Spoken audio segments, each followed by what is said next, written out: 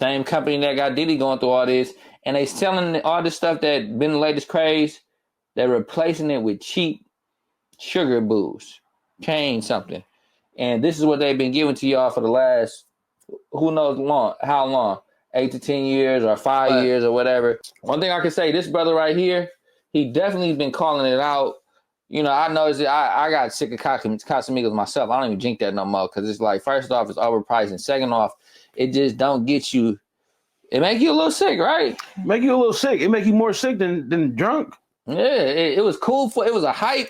And I remember that first night when I never liked Casamigos. I think you got on a little bit late. I did, yeah. But just like even my one of my cousins would buy it and just let his friends sip the shit. You know, he'd just buy it for them just because it was the hype. You know, just the name. It was like Casamigos. And when I finally had it was like. So in the following, the plaintiffs, which include a Brooklyn sushi restaurant, and a New York-based bartender who runs a popular Instagram account, claim they purchased both Casamigos and Don Julio tequilas under the assumption that both contain spirits made exclusively by Blue Weber agave. Moreover, they and countless consumers like them paid a premium for what they believe to be a high-quality tequila based on Diego's labeling terms. Had they known these products were allegedly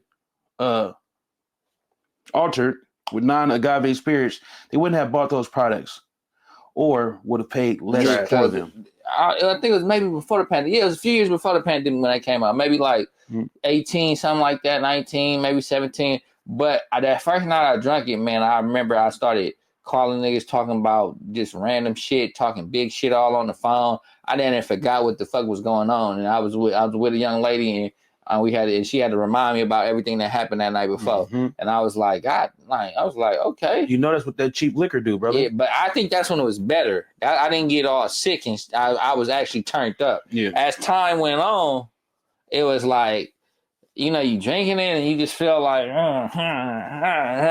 get a little drunk, but then it'd be like the next day be terrible. You know what I'm saying?